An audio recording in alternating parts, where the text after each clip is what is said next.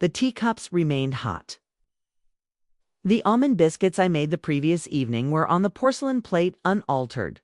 It was precisely 7 p.m. when Thomas Tippecaliwant through the door, but he refused to do so this time. I nearly spent more time staring at the front door than I would like to admit, looking forward to hearing his key spin in the lock. However, there was only quiet, the kind of quiet that when something is permanently gone, it becomes ingrained in the bones. I'm Maya Hebrew, and for 15 years I thought I had that kind of union that many coveted. Thomas was the type of man who was composed, successful, and woe brought a sense of stability to any space he walked into. He never spoke louder. He never arrived late. Wore clean button-downs, never let me worry about the mortgage, and sent me flowers on Sundays. We weren't in possession off kids. Life proceeded as though we were two parts of a puzzle that just fit together. However, I was soon to discover that there were parts missing from the puzzle.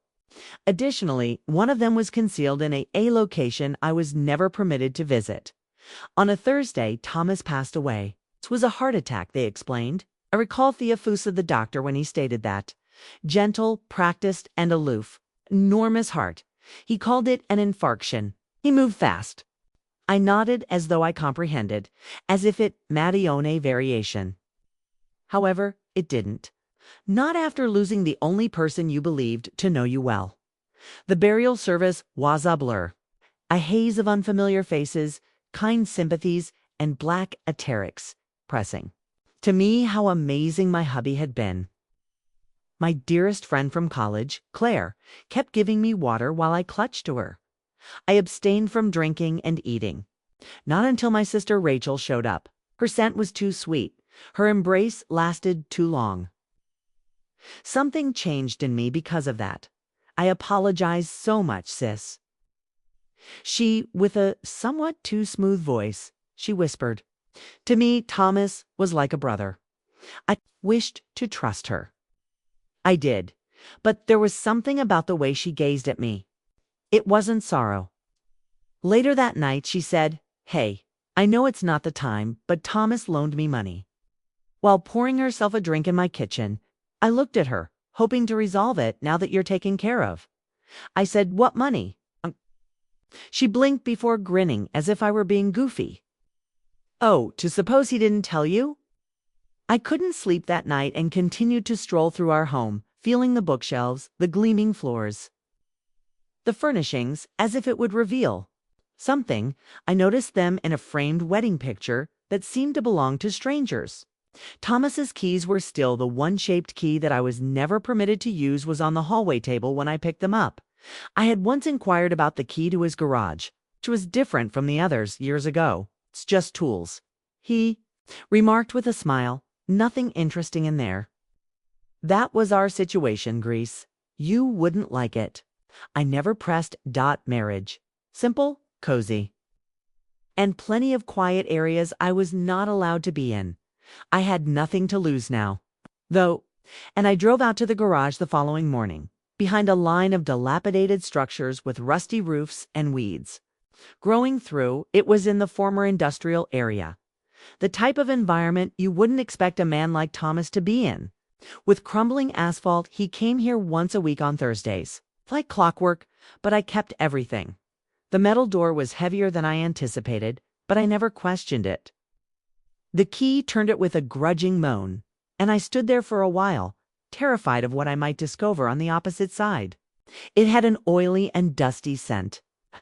I grabbed for the light switch and froze. A K was an 8, was a shrine to a life I never had, not a garage filled with tools, boxes, or auto parts. I walked slowly inside, aware that it existed, and the fluorescent lights flashed to life. Above, illuminating the most bizarre chamber I had ever seen with a pale radiance.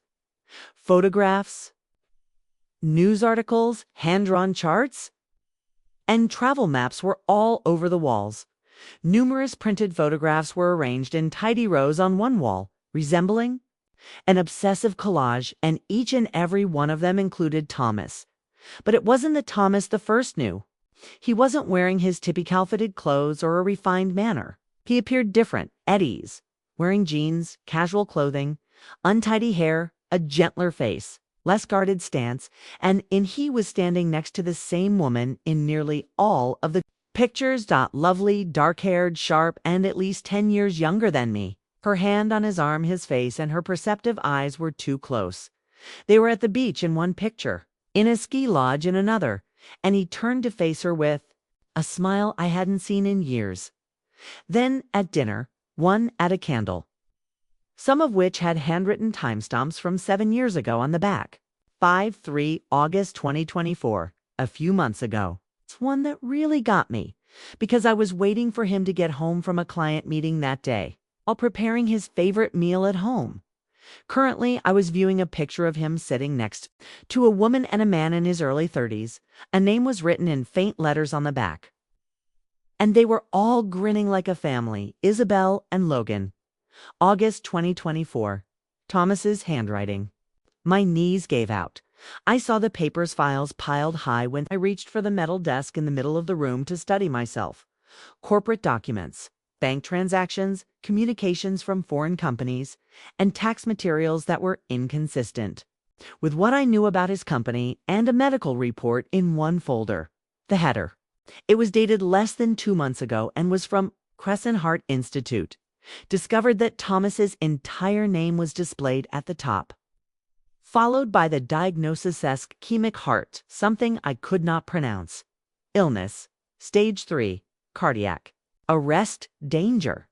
Hello, he was aware that he was. He was aware that I was dying, and rather than speaking to me or getting me ready, instead of he spent his final days creating a secret world with a different woman and a different existence, without ever implying the reality, another child.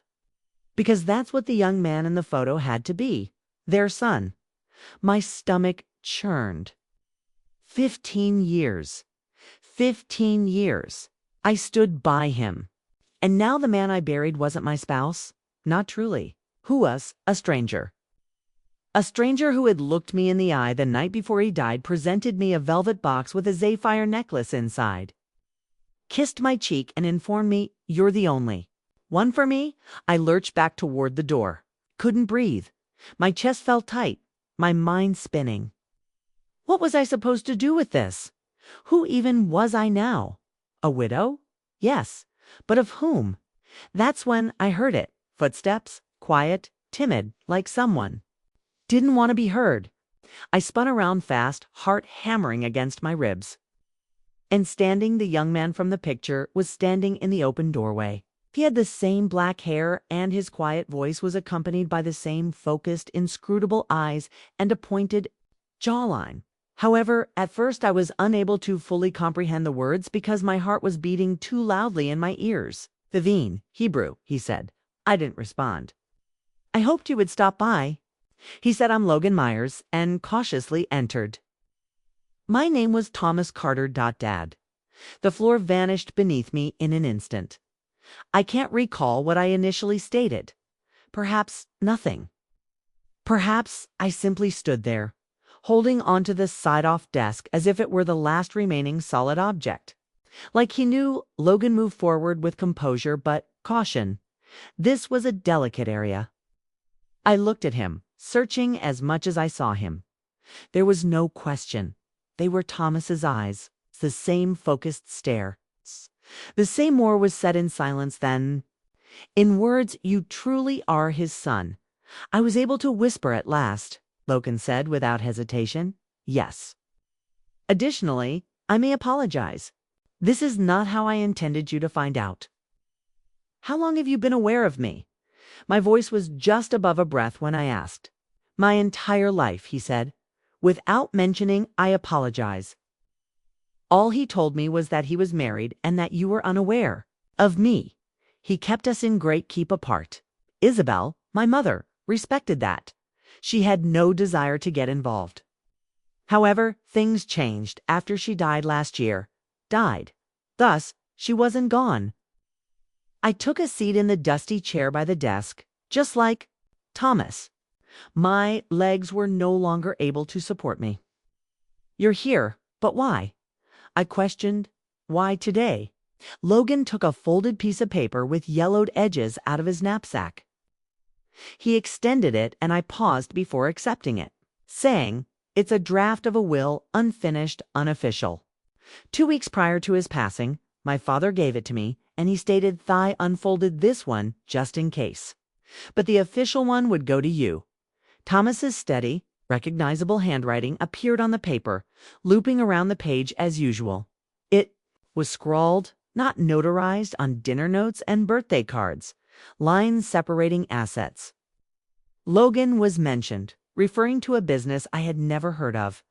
Access to the remaining records of Mercury South Holdings, as well as one additional item locked in the corporate vault. I froze. The code was connected to a personal present that V received, the sapphire necklace that he gave me as a personal present. It was a key, not merely a present given to me just 2 nights before he passed away. Immediately stroked my collarbone. But the necklace was not there. I had left it in its box at home because it was too heavy to wear. What is Mercury? It feels even heavier now. Logan inhaled. South Holdings. I questioned, continuing to study the page. Of his private businesses.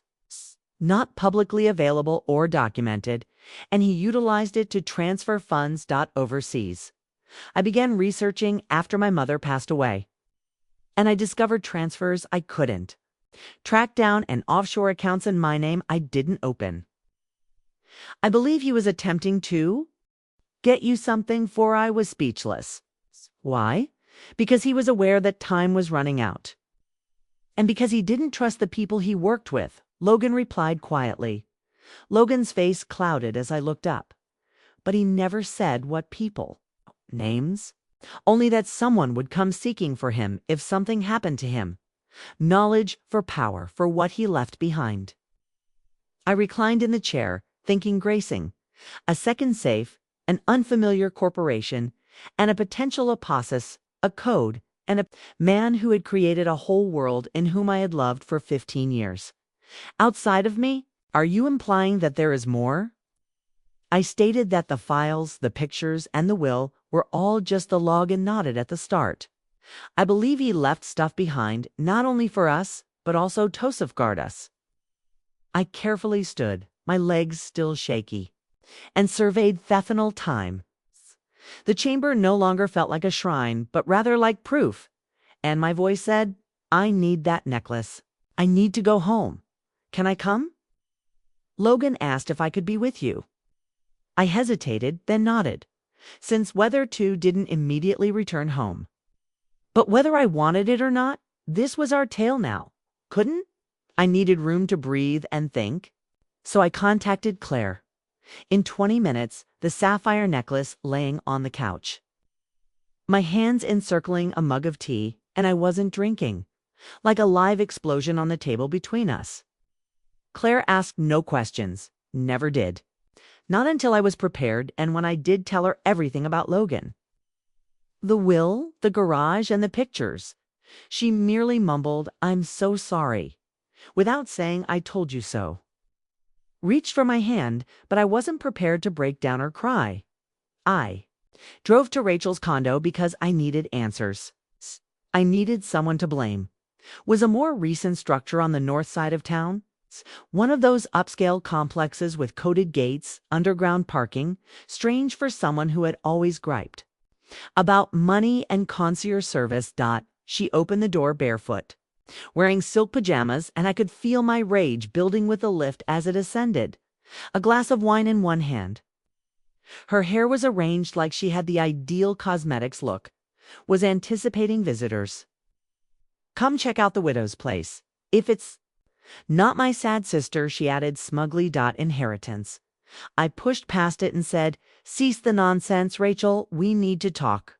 Her into the living room, where I noticed a framed picture of her and the date inscribed in the corner, made my day. Thomas, laughing and raising a glass of champagne.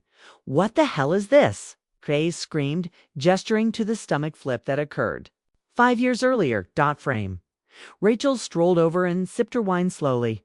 "Oh, that a holiday celebration for the company. Remember? You were too exhausted to come." Thomas demanded that I accompany him, she remarked, was nothing. For example, it was quite usual for me to have champagne with my spouse while I stayed. At home in folded clothes. Getting along so well. She continued nonchalantly. I looked her in the face. Precisely. Her smile wavered. I am aware of Isabel, I said. I am aware of Logan. I am aware of everything, including the garage, the phony business, and the will. Therefore, if their Schrackle narrowed her eyes and went to the booze cabinet, more? Tell me now. Cart poured her glass again and muttered, All right, do you want the truth? I'm pregnant, she replied, putting a hand on her stomach and setting the glass down. And it belongs to Thomas. My brain simply shut down. I didn't move or say anything. 10 weeks, she added. I learnt a week prior to his passing. He was aware. He promised to take care of everything. And he even promised to leave Isabel shortly. Froze. After Isabel passed away, you continued to see him. Rachel gave a little lie, felt like I was flying, and she was never meant to be permanent. I was the one who stayed, outside of me. The furniture, the walls, and the humming refrigerator all became in the background. I murmured, You slept with my husband? Rachel shrugged. Don't act like that. Astonished. You had your ideal home, your ideal little life, and your re-deal dinners at 7 o'clock. In the meantime, I was working and had trouble paying my rent. Dead-end occupations. Hearing Mum compare us as if I were a failed version of you, and then Thomas began to appear. She looked up at me, her eyes suddenly alert. Listening, offering, assistance, you were his routine, I was his escape. Before I knew I had lifted my hand, I was smacked, her wine glass smashed on the floor. And Rachel's head snapped to one side. Now there's the real Vivon, she said with a smile rather than a cry or a shout. Not the prim, perfect wife, she said. The woman who recently discovered she's been breathing heavily and trembling my hands. I turned aside and said, Why didn't you tell me? It's because you never would have believed me, I said quietly now. You always assumed I was jealous, he added. Perhaps I was. However, this wasn't regarding you. My goal was to acquire something for myself at last. I gave a head shake. It wasn't just something you took. Everything was stolen by you. Her face became unreadable as she approached. Sahat, you desire, but that child is developing inside of me. They are members of your family. Regardless of your feelings about it, my throat constricted. I wanted to break and shout items to go back in time. However, I stated, I'll respect what Thomas left in his will. They didn't request this mess, so it's not for you or the baby. Rachel blinked. For the first time, her voice grew softer. You mean that? Don't understand, I muttered. But I know this. I need to leave. You ignoring the crunching of glass beneath my shoes, I headed towards the door. I gripped the handle with shaking fingers. Disregarding it was Thomas. I wasn't sure anymore, so I didn't respond. I didn't return home that evening. With its immaculate bed and meticulously laid-up dinner clothes, I couldn't stand to enter the house.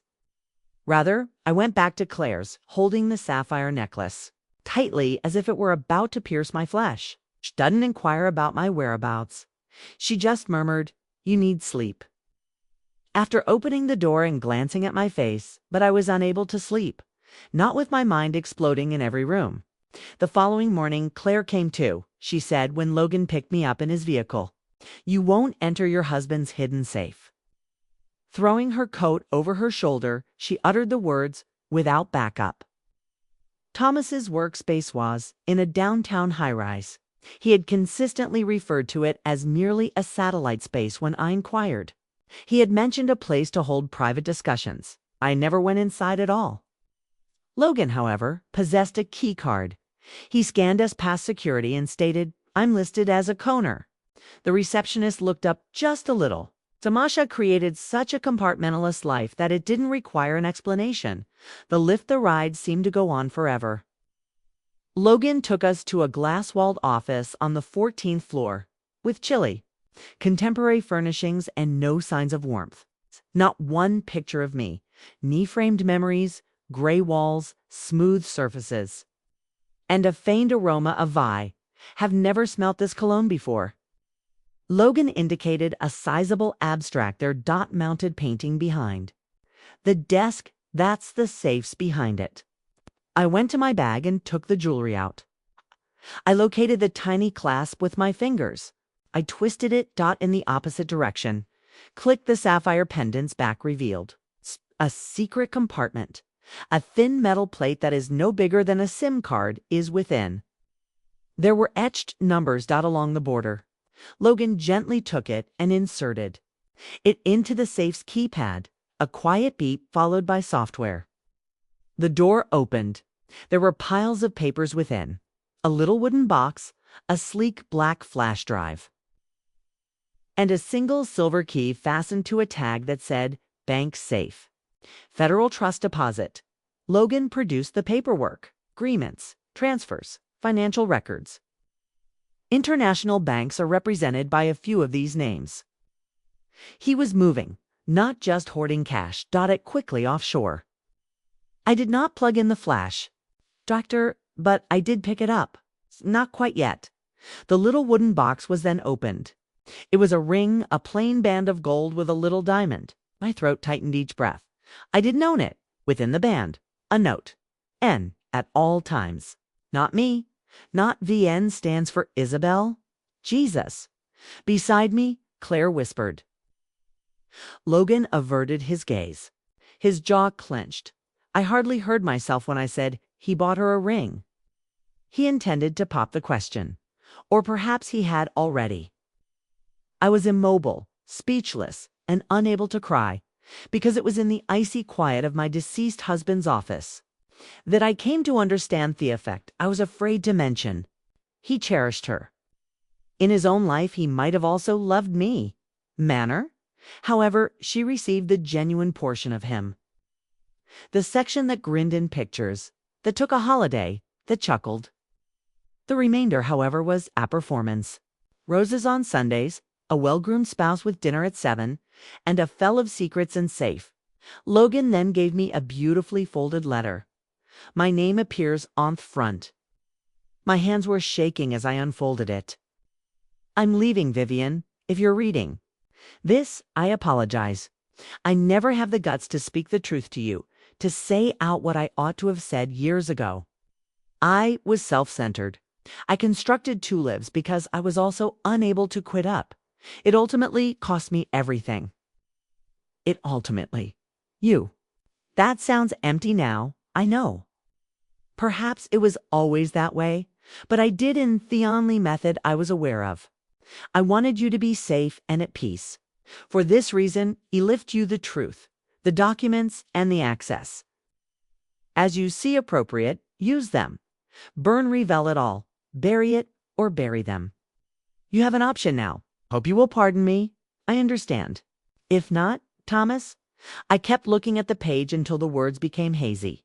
I gave it to Claire after that, after reading it quietly. She gave it to Logan. Hair remained silent.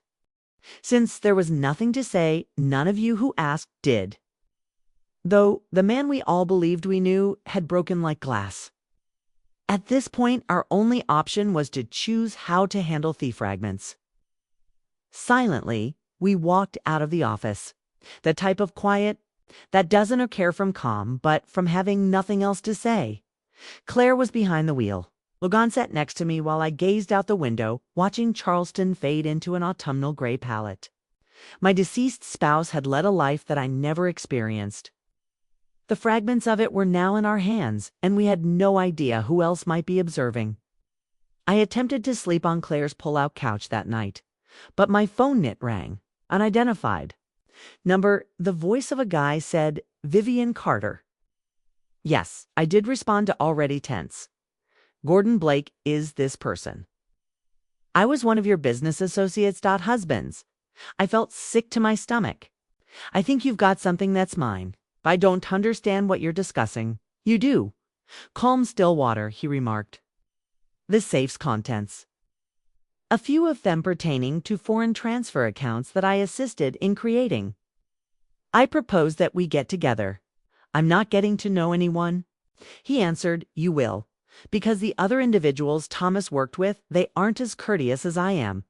They don't inquire. He ended the call. I gazed at the ceiling, heart-pounding, for a long time. I told Logan in the morning. He paced the roomie's jaw gritted. He stated he also got in touch with me. However, there's more. Another person called last night. He passed a piece of paper to me. Crane, Victor.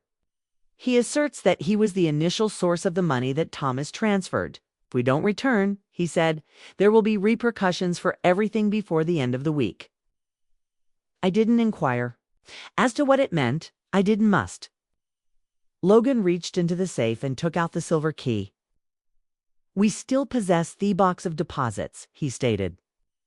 Whatever's within may help clarify who is actually in possession of what. However, I tried to avoid saying it out. Do we really want to open another box? Breaking. What if it only makes matters worse? Beside me was Claire. At least then you'll be aware. Think you don't realize it's killing you? She was correct. Thus, we formulated a strategy. The bank comes first. If it didn't make sense after that, we'd look for someone who is honest with us. Thomas must have had a backup plan, a contact or someone with knowledge of the misery in which he found himself. Logan then remarked, my mother has a name.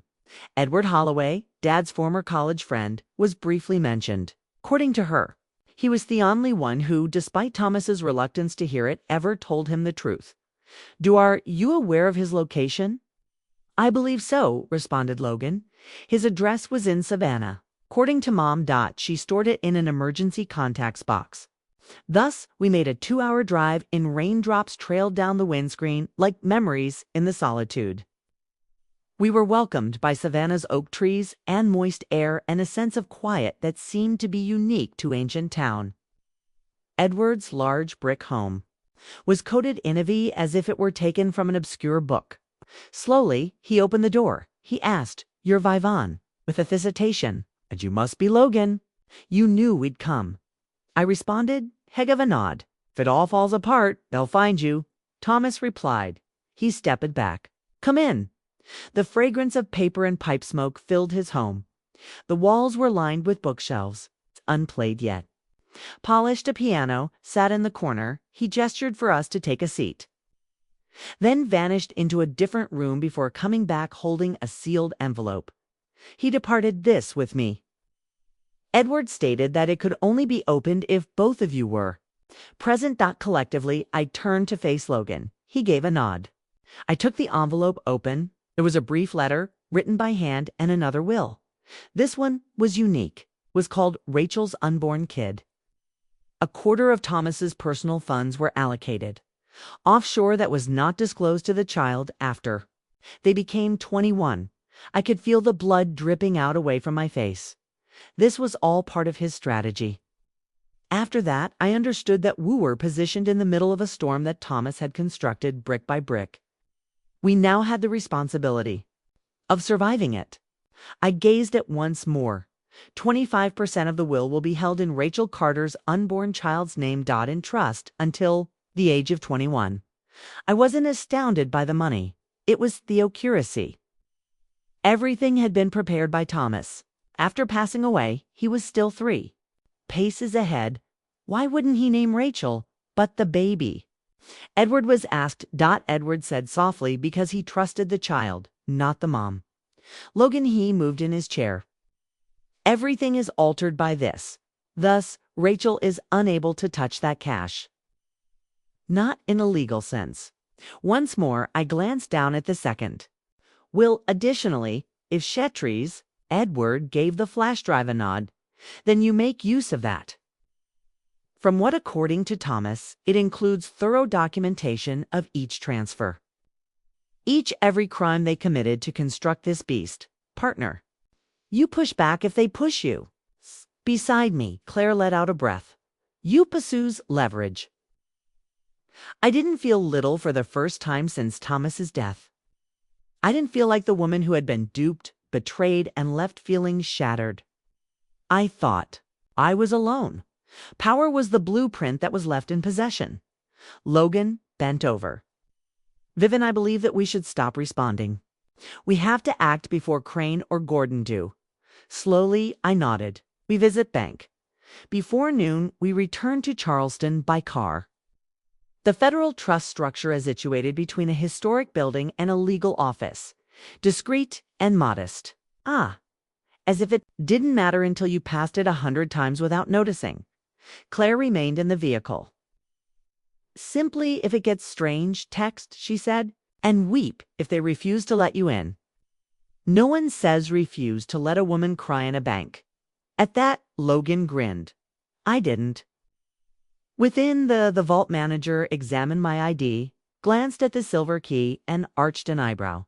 No one has accessed it in years. This box, he said, it was registered under Mercury South, Corporate Shield, Holdings.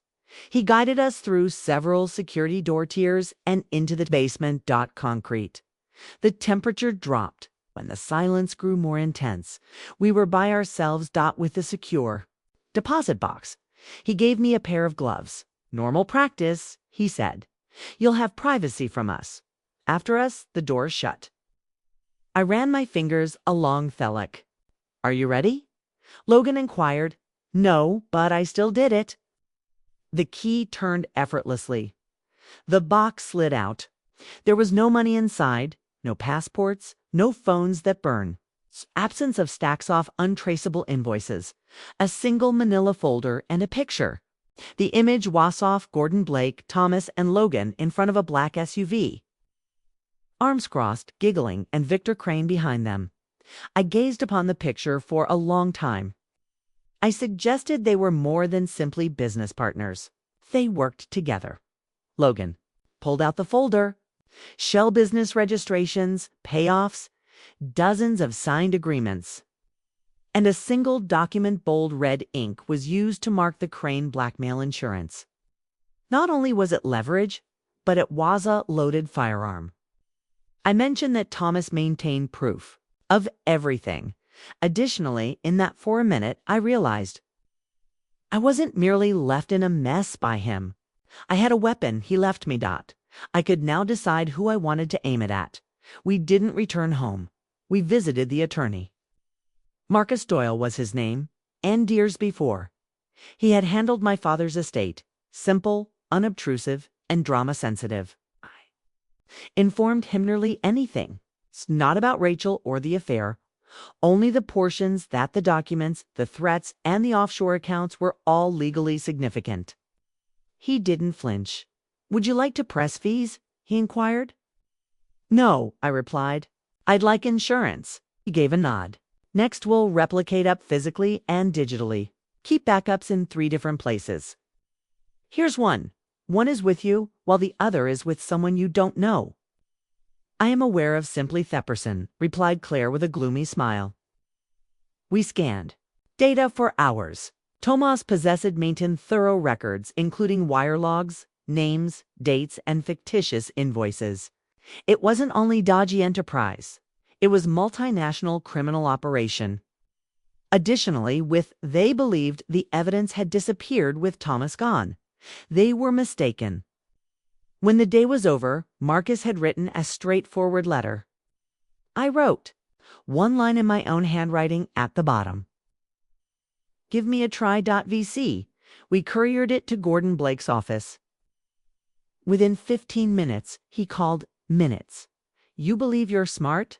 Into the phone he snarled. It's too much for you. No, I said coolly. You're a bet, 'cause I'll be calling the IRS next, followed by Interpol. There was a pause, followed by giggling. All right, he said. What are you looking for? I said nothing. All I ask is that you quit. No late night warnings, no threats, no calls. Youth folder becomes public if you touch me or anybody I know. Each and every file, each signature. That kind of difficulty is not what you want. That kind of trouble is already mine, I responded. The distinction is that I'm no longer scared. Of it, he ended the call. Victor Crane called 2 hours later. His voice was distinct, polished, and smooth. as if he were accustomed to being attractive. His way through doors that were locked. He spoke as if we were longtime friends. Vivian. Evie, they heard about your findings. We're off to a bad start, in my opinion. I stated there was no foot. It's just a dozen illicit transactions signed by you. He chuckled quietly. Off. Speculative. Off. Course, I let the silence to linger. Next I said, Mr. Crane, I know you believe you can manage this. But here's the thing. Have nothing left of the corporation to safeguard. It's no reputation to lose. I'm extremely dangerous because I know life. That silenced him. I terminated the call. Evening. Logan and I sat on Claire's porch with a duplicate of the flash drive in his pocket and folder hidden behind us in the planter box. Perhaps paranoid, but when the person you trust most lies to you, paranoia begins to feel like a survival tactic. I didn't realize he could do all of this, Logan muttered. My mother, as Al West, claimed that he was complex. However, I believed she meant sorrowful rather than corrupt. He was both, and maybe more, I said. Cold and steady above us, I gazed at the stars. I said, we're not done yet. We have yet to open one more item. Logan scowled. What? The flash drive. The flash drive was tiny, unlabeled, and black. That unless you asked the correct question, it had nothing to say. Neither that evening nor the following morning did we open it. It required 2 days for me. Spent 2 days getting ready for whatever truth lay ahead. Spent 2 days practicing my responses as though repetition might lessen the sting of betrayal. Logan took a seat next to me on the sofa. Once more, Claire brought tea. Nobody spoke while I connected it. For Maya, a single folder showed up. One video file dated 10 days prior to Thomas's passing. After hovering, my fingers clicked, though the screen flashed to life after going black. Not the Thomas I'd seen in sitting across from me at dinner or in wedding pictures. Thomas appeared. To be a hollow person, his shirt was crumpled as if he hadn't slept for weeks and his eyes were tired. He inclinahed Vivian, he said. I didn't make it if you're watching this, or perhaps I ran out of time. He massaged his face and moaned. There isn't a simple solution. I'll simply say this because it's necessary. I never needed to conceal anything from you. I wanted you. I waited too long to safeguard, and now it's all coming together. He hesitated. There's someone you should watch out for, someone you have too much faith in. My heart slowed. He glanced satirically into the camera. Rachel is here. The room became silent. Shh. Wasn't Marilla Somione I made a mistake with? 'Twas not that easy. This was something she had planned from the starting. 'Twas no coincidence that she became pregnant. I informed her that I couldn't continue doing this that night. She evolved. Claimed that if I left her, she would use the money, the shell accounts. Andy buried everything to protect you. He bent in. I believe she killed Isabel. My mouth became parched. As Thomas put it, I can't prove it. However, the timing was too flawless. Isabel informed me that she had just packed her luggage and had purchased a one-way ticket to Lisbon. Next, the vehicular collision with only one car and no witnesses. They claimed that the brakes had failed. Although she had the day before, the vehicle was serviced. He said while staring into the camera. Shuddering. Rachel was aware of her pregnancy. Isabel didn't. That's what was altered. Everything. They called it an accident. No wrongdoing. However, Rachel was aware that pregnant. Isabel didn't either. Claire put her hand over her mouth. Logan's hands clenched. Thomas remarked, I tried to make it right. I transferred the funds, mad backups, so that you would have electricity in the event of my death. I apologize it took so long harm for me. To at last act morally. He averted his gaze, then returned it. I was feeble. However, you aren't. And feel free to leave all of this behind if you so want. Give them what's yours and go in the dust. If you choose to fight back, however, don't do it by yourself. The screen went black after freezing. I sat motionless for What seemed like ours, he was aware. He was aware of Rachel's potential. He was aware of the impending event. And nevertheless, he attempted to steer the story. Perhaps out of fear, perhaps out of remorse, even in death. However, he gave the truth to me. And now came the moment to make a decision. Rachel Dinty was aware of the video. I invited her to brunch, but she declined. Not when I told her how much I missed her, gave her a hug at the door to her, how we ought to communicate like sisters once more. She had a feminine smile, who believed she had triumphed. She was dressed in a light blue outfit that perfectly fit her tummy. When I drink orange, he kicks. She rubbed her fingers over the lump and laughed as she replied, "Juice." I also grinned. However, my eyes didn't. We took a seat on Claire's porch. Logan remained indoors. After pouring us some sweet tea, Claire walked away. "I'm glad you reached out." With her hands neatly folded on her lap, Rachel spoke. "I was worried you were angry." I whispered, "Why would I be angry?" "Since my spouse was having an affair with Miss Abilene, or since you received a portion of his inheritance." Rachel blinked. The first crack was that one. She moved around in her chair. "Vivian, both of us find this difficult." Thomas felt conflicted and puzzled. He did, however, adore you. "No, I cut you off." "I wasn't loved by him. I was pitted by him." Rachel winced. Inclined. "He was afraid of you." Her expression froze. "I put the flash drive in place, stop between us." Rachel's mouth opened slightly. "I am aware of the accounts and the manipulation. I am aware that he intended to abandon you. I am also aware of Isabel. She just said without blinking or moving. Nothing can be proven by you. Your yes," I said. "I don't have to, though," she scowled. I got up since I'm not appearing in court. I will not file a charge. To remedy this, I will not advocate for a shoddy legal system. I gazed directly into her eyes. "I'm going to leave you here with everything you believed you wanted and walk away. The child, the lies, the money." Rachel got to her feet as well. "Do you think I'm afraid of that?" "No, but it will," I responded. After that, I turned and went inside to find Logan. Awaiting, I saw Marcus Doyle again later that afternoon. Gave him the flash drive, one instruction, and a signed affidavit. If something were to happen to me, the press gets it. Everything after that, I returned home to the house I used to share alongside Thomas. Now there was silence. Nevertheless, I went around every room.